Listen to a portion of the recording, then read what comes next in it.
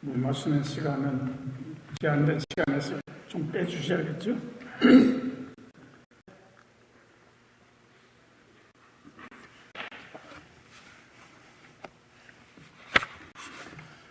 저보고 이 갱신에 대해서 이야기 좀 했으면 좋겠다. 배 목사님 밤중에 전화를 주실 때에 어느 절에 대답을 하고 대답도 아니고 한 주춤하게 지났는데 다음에 이제 이상한 목사님이 전화를 하면서 해야겠다 하길래 못하겠다.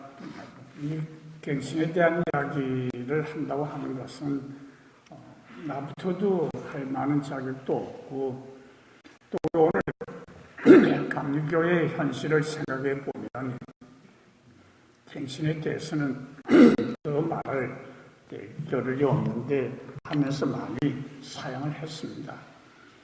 그래도 누군가는 이 문제를 이야기해야 된다고 해서 제가 오늘 서긴 섰지만은 참 뜨거운 감자를 손에 쥐고 있는 것 같습니다. 이 갱신의 이야기를 하면은 너는 그럼 어떻게 하고 있느냐?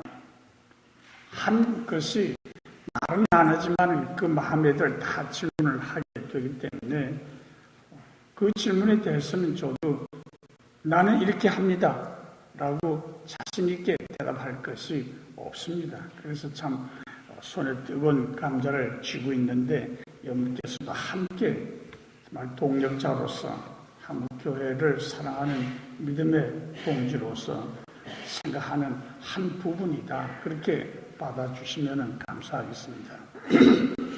한목협에 지나간 그 일들 중에서 발제하신 분들도 말씀하셨지만은 일치와 갱신과 섬김 이 세 가지 주제를 가지고 지금까지 일해온 중에 제가 가만히 살펴보니까 우리 앞에 이 목사님 일치가 지금 말을 할 수 있는가 역행을 하고 있지 않는가 하고 걱정을 하셨지만은 그래도 우리 한목협에서는 일치에 대해서 많은 노력을 기울였다 그렇게 생각을 합니다.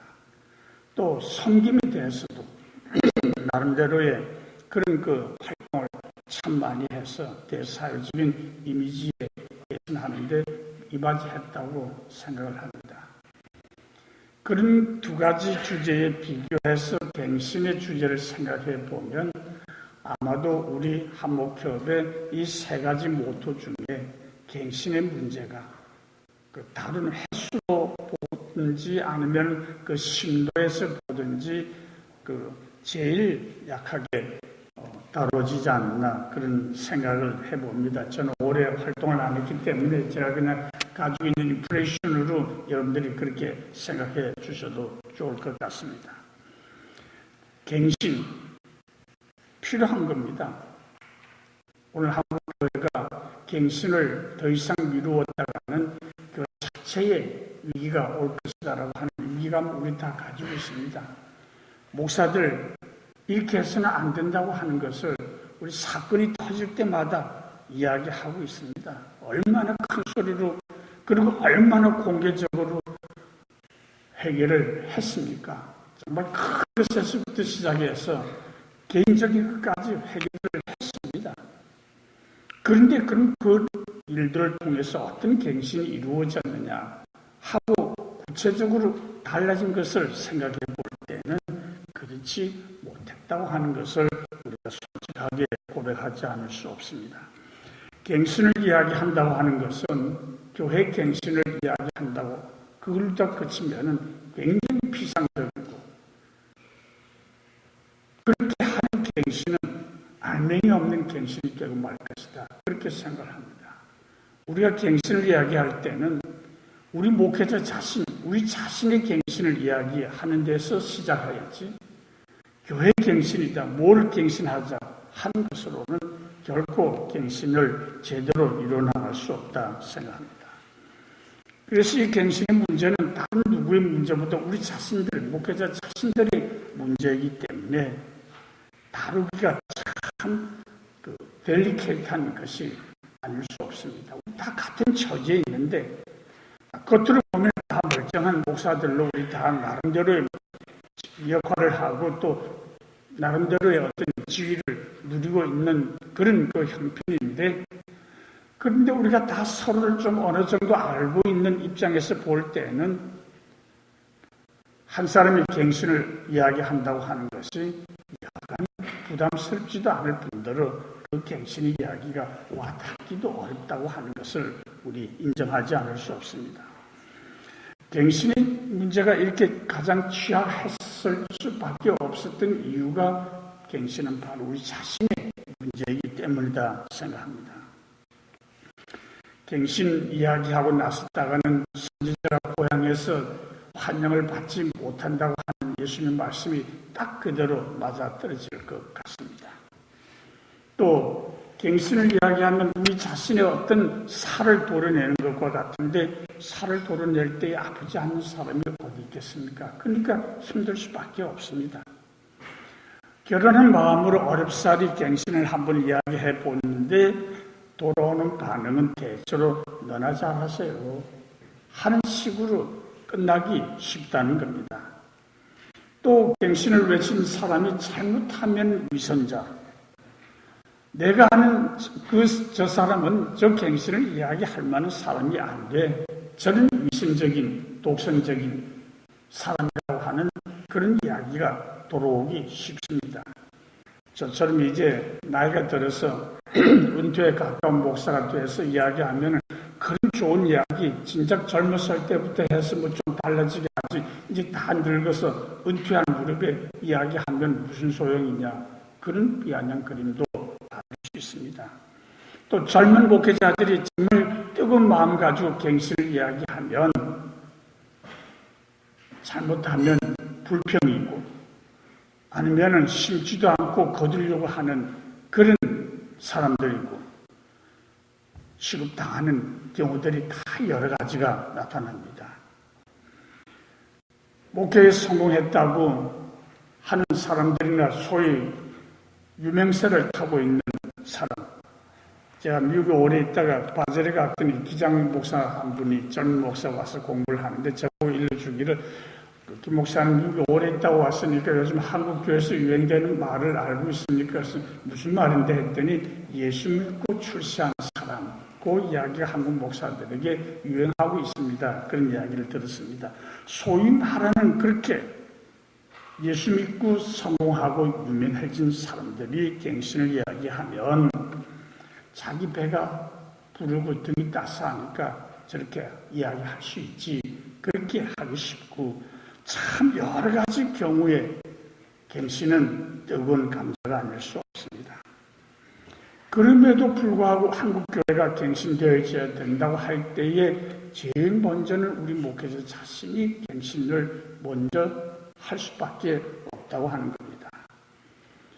오늘 분명한 것은 한국교회 또 우리 목회자들이 갱신을 피해가거나 또 사건이 터질 때마다 땜질식으로 우리가 처방을 해가려고 하거나, 또 그건 우리 전체의 문제가 아니고 그건 일부 극소수의 일부의 사람이다 라고 해서 우리가 제쳐버리고 만다고 하면 한국교회 전체가 또 우리 목회자 전체가 위기를 맞게 될 것이라고 하는 것을 우리가 인정하지 않을 수 없습니다. 그래서 우리가 갱신을 이야기할 때는 싫든 좋든 목회자된 우리 자신의 갱신부터 이야기하지 않을 수 없습니다. 그런 의미에서 정말 한국교회의 대표적인 대형교회라고 할 수 있는 사랑의 교회, 목회하셨던 오카는 목사님의 그런 그 목회자로서의 모습은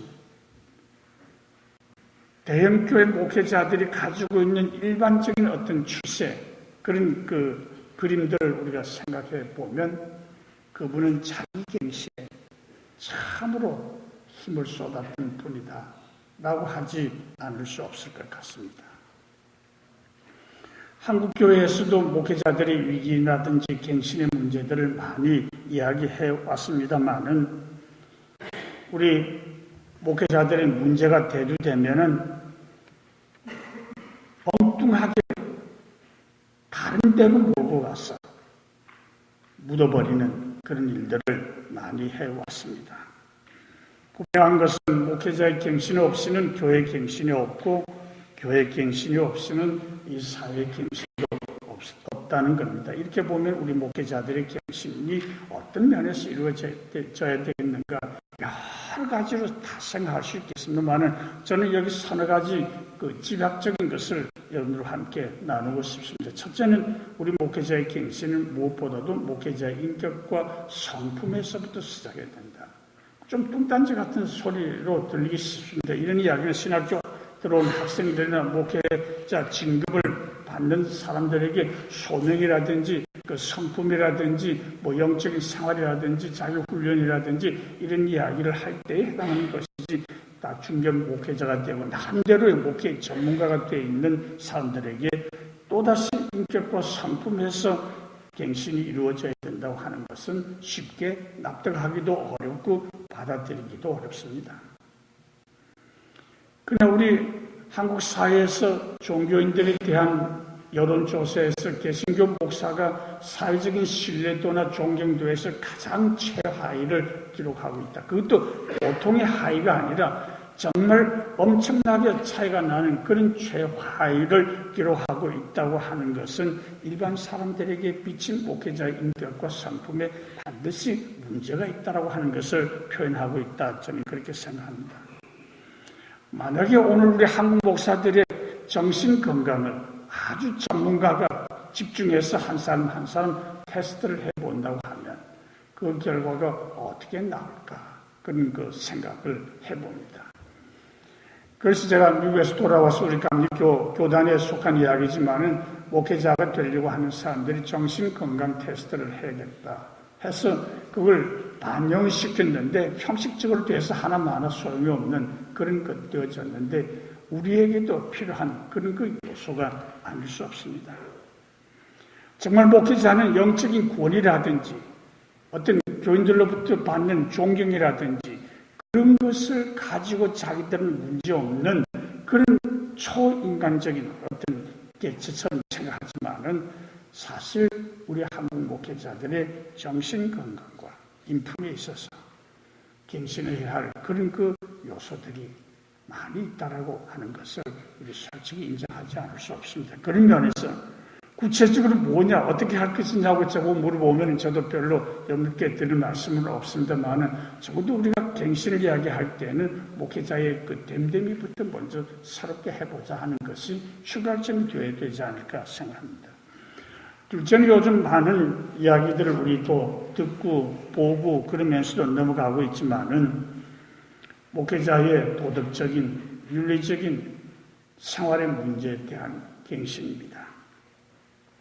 목회자의 생활은 공적으로 드러나는 부분이 있고 또 드러나지 않는 사적인 부분이 있습니다. 누구에게나 마찬가지지만 공적으로 드러나는 그런 생활과 사적으로 드러나지 않는 생활이 일치하는 사람, 될 수 있으면 일치하는 사람들이 되는 것이 바람직하지만은 그것이 쉽지 않다고 하는 것은 알 수 있습니다. 그러나 그 드러나는 생활과 드러나지 않는 생활이 너무 괴리가 멀면 지도자로서의 문제가 발생할 수밖에 없습니다. 그런 의미에서 목회자에 있어서 드러나는 공적인 생활뿐만 아니라 목회자들에게 있어서는 드러나지 않는 사적인 그 부분이 목회자의 윤리의식과 도덕의식을 드러내는 가장 중요한 것이다. 그렇게 생각을 해봅니다. 대부분의 목회자들이 그렇지 않고 참 경건하고 자기 훈련을 게을리하지 않고 살고 있지만은 소수의 사람들의 사생활이 한국 교회와 목회자들의 신뢰도와 존경도에 여지없는 추락을 가져오게 했습니다. 목회자들의 성도덕의 문제는 어제 오늘의 일이 아닙니다. 이걸 우리 목회자들이 말하기 조심스럽고 드러내놓지 않고 그렇게 해야 하는 거고 우리나라 속담에 남자들은 바지 위에 이야기만 해야지 아래는 이야기 안 해도 된다고 하는 그런 것이 무의식적으로 우리한테도 팽배해 있는지 모르지만은 한국 교회의 목사들의 성도덕의 문제가 참 심각하다 그렇게 생각을 합니다. 이것은 한 개인의 문제만이 아니라 목사라고 하는 공적인 그런 그 위치 때문에 한 사람의 문제가 불거지면 전체 목회자들의 이미지가 함께 겹쳐지고 만다고 하는 것입니다. 이런 문제들이 생겨나면 교회에서 어떻게 하든지 쉬쉬하고 덮어버리고 또 이것은 일부분의 문제고 또 어떻게 보면 우리 개신교회가 매스컴을 잘 다루지 못해서 그걸 너무 매스컴에서 침소봉대하고 그렇게 해서 나는 것이다.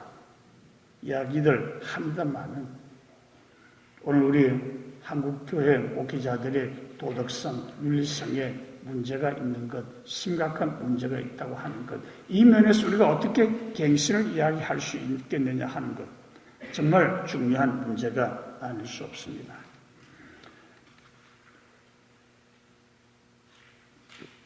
세 번째 제가 생각하고 싶은 갱신의 그 부분은 우리 목회자들이 목회를 해나가는 어떤 그 목회의 방법론적인 문제가 아니라 교회의 재정 운영의 문제에서 갱신이 이루어져야 한다 하는 겁니다. 목회자들도 살아야 합니다. 의식주의 문제는 우리들에게도 직면한 현실입니다.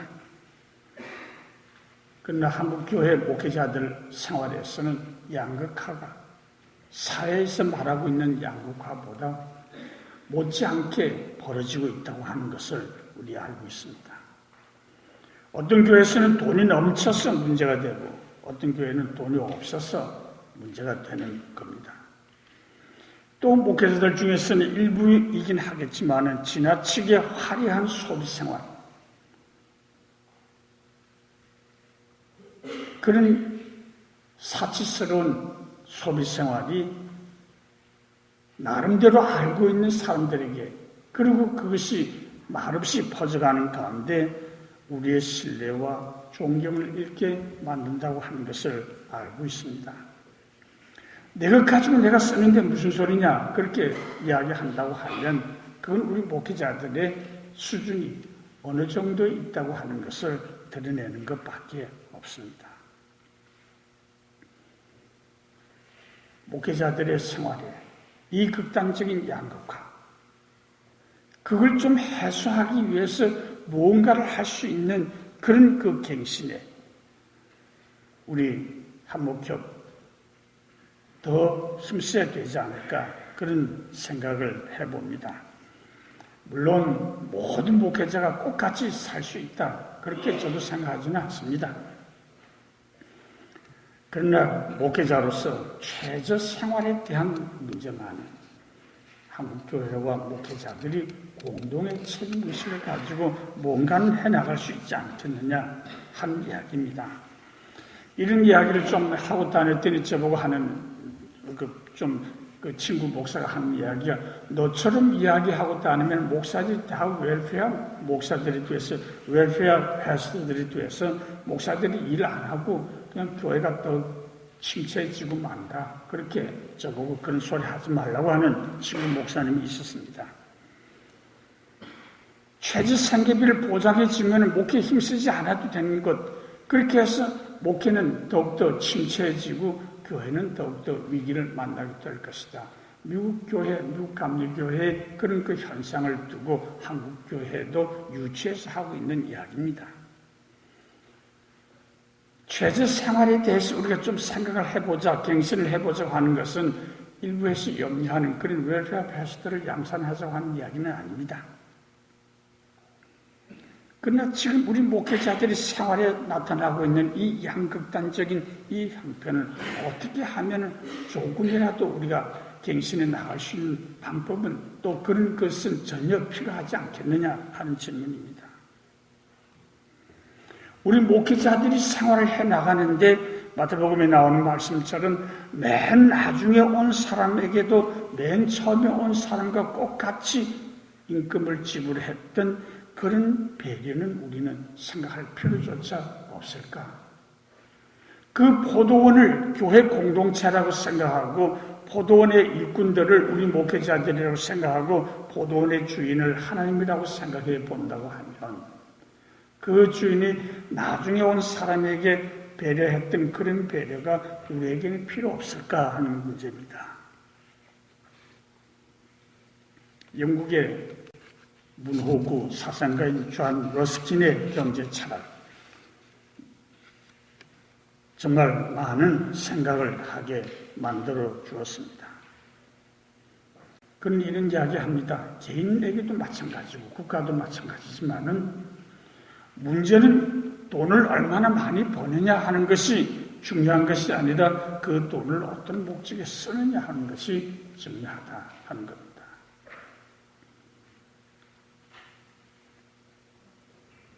우리 교회가 엄청난 재정을 가지고 있다고 해서 자랑하는 것, 그것이 중요한 것이 아니라 그 엄청난 헌금을 어떻게 쓸 것이냐고 하는 것이 우리에게 더 큰 문제다 라고 바꿀 수 있겠습니다.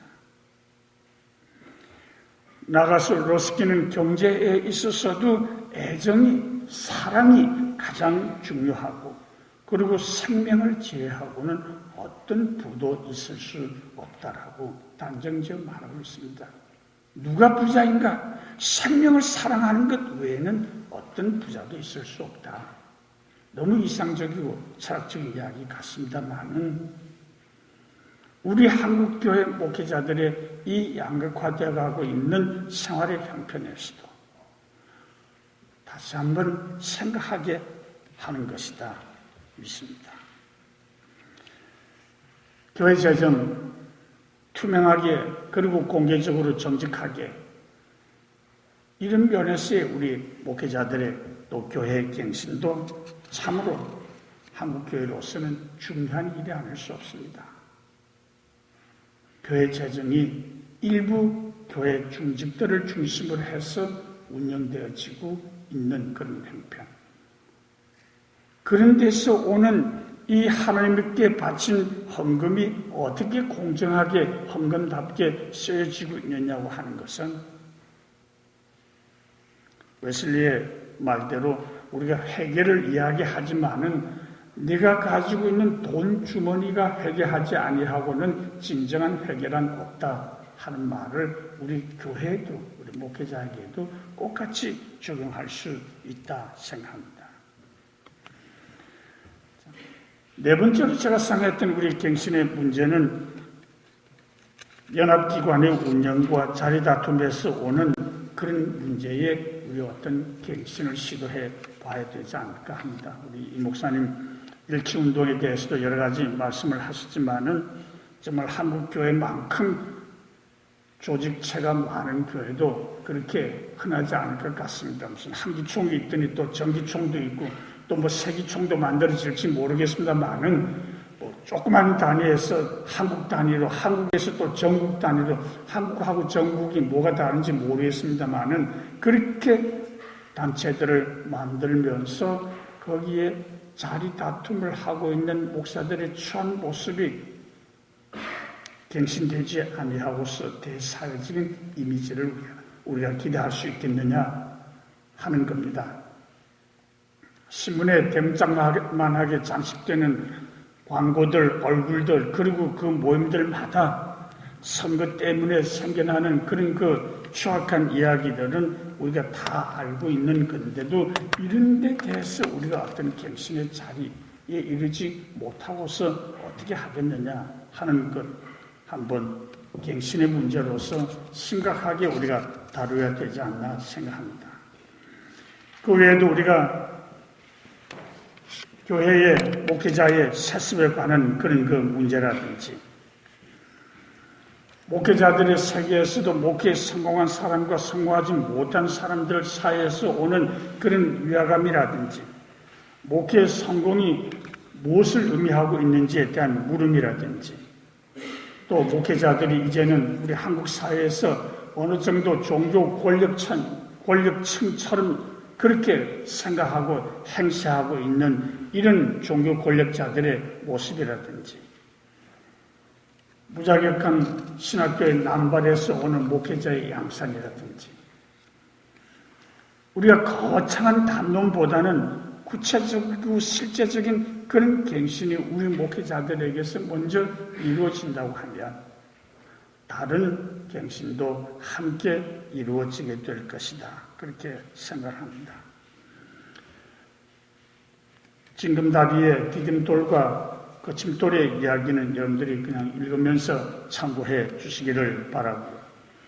우리 한복협이 살고 한국 교회가 사는 길은 갱신밖에 없다고 우리 생각합니다.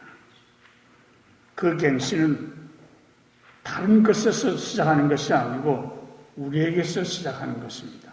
그리고 그것은 무슨 거대한 담론에서 나오는 것이 아니고 작은 우리의 생활에서부터 목회자의 갱신이 이루어질 때만이 한국교회의 내일을 희망할 수 있지 않을까 생각합니다.